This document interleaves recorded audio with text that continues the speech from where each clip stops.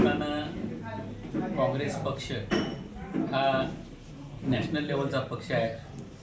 आज या ठिकाणी कोल्हापूर जिल्ह्याचे काँग्रेसचे अध्यक्ष आमचे नेते सतीश उर्फ बंटी डी पाटील यांनी खऱ्या अर्थानं काँग्रेस पक्ष वाढवण्याचीच भूमिका घेतली आहे आणि या माध्यमातूनच पाडळी या मतदारसंघातून डॉक्टर के एन पाटील यांना उमेदवारी घोषित केलेली आहे।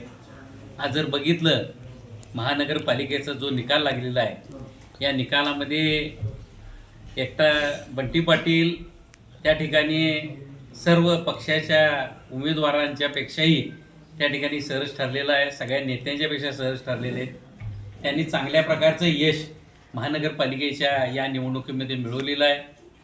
आज खऱ्या अर्थानं विजयी झालेली युती जरी असली तरी त्या ठिकाणी जी चर्चा आहे ती काँग्रेस पक्षाची चर्चा आहे आणि हे करत असताना त्या ठिकाणी तरुणांना संधी द्यायचं आणि पक्ष वाढवायचा या भूमिकेतूनच खऱ्या अर्थानं डॉक्टर के एन पाटील यांची उमेदवारी त्या ठिकाणी त्यांनी काँग्रेस पक्षामार्फत घोषित केलेली आहे।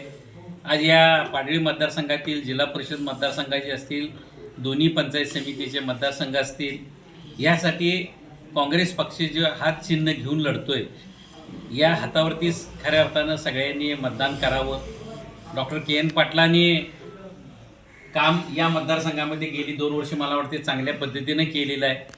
म्हणजे काम म्हणजे कृती प्रत्यक्ष करून दाखवलेली आहे की काम कशा पद्धतीनं मतदारसंघात झालं पाहिजे आणि त्याचा अनुभव या ठिकाणचे मतदार घेत आहेत।